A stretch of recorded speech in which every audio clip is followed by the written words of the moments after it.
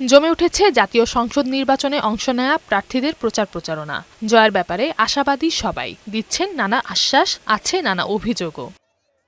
ঢাকা ১৭ আসনে BNP chairman Tarique রহমানের পক্ষে ধানের শীষে ভোট চেয়ে মিছিল করেছে জিয়াউর রহমান ফাউন্ডেশন ও পেশাজীবী পরিষদ। গুলশান ১ পুলিশ প্লাজা থেকে মিছিলটি গুলশান ২ নম্বর হয়ে বনানী মাঠে গিয়ে শেষ হয়। এ সময় বিএনপির চেয়ারম্যানের উপদেষ্টা আব্দুস সালাম বলেন, ১২ তারিখ ভোট বিপ্লবের মাধ্যমে প্রতিপক্ষকে জবাব দেবে জনগণ। আগামী ১২ তারিখ ভোটের মধ্য দিয়ে জনগণ তার জবাব দেবে ইনশাআল্লাহ। রাজধানীর কল্যাণপুর এলাকায় প্রচারণা চালান ঢাকা ১৪ আসনের জামায়াতের প্রার্থী ব্যারিস্টার আহমেদ বিন কাশেম আরমান। এ সময় নির্বাচন বানচালে যারা ষড়যন্ত্র করছে তাদের প্রতিহত করা হবে বলে জানান তিনি। আমাদের আহ্বান থাকবে অন্তর্বর্তী সরকার, ইলেকশন কমিশন যেন নিরপেক্ষ থাকেন এবং লেভেল প্লেইং ফিল্ড এনশিওর করেন। ত্রয়োদশ জাতীয় সংসদ নির্বাচন উপলক্ষে কুড়িগ্রামে গণসংযোগ করেছেন জামায়াতে ইসলামীর আমির ডাক্তার শফিকুর রহমান। সকালে কুড়িগ্রাম সরকারি কলেজ মাঠে আয়োজিত এক জনসভায় তিনি বলেন, কোনো বাধাই জামায়াতের জয়কে আটকাতে পারবে না।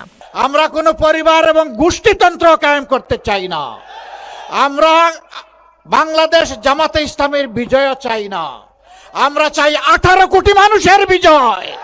বিএনপি মহাসচিব মির্জা ফখরুল ইসলাম আলমগীর বলেছেন, বিএনপি সবসময় কাজে বিশ্বাসী, সমালোচনার রাজনীতিতে বিশ্বাস করে না। সকালে ঠাকুরগাঁও ১ আসনের নির্বাচনী এলাকার নারগুন ইউনিয়নের কিসমত দৌলতপুর দাখিল মাদ্রাসা মাঠে আয়োজিত এক পথসভায় তিনি একথা বলেন। আমরা বিএনপি সবসময় আমরা কাজে বিশ্বাস করি, আমরা কর্মে বিশ্বাস করি, আমরা সমালোচনায় বিশ্বাস করি না।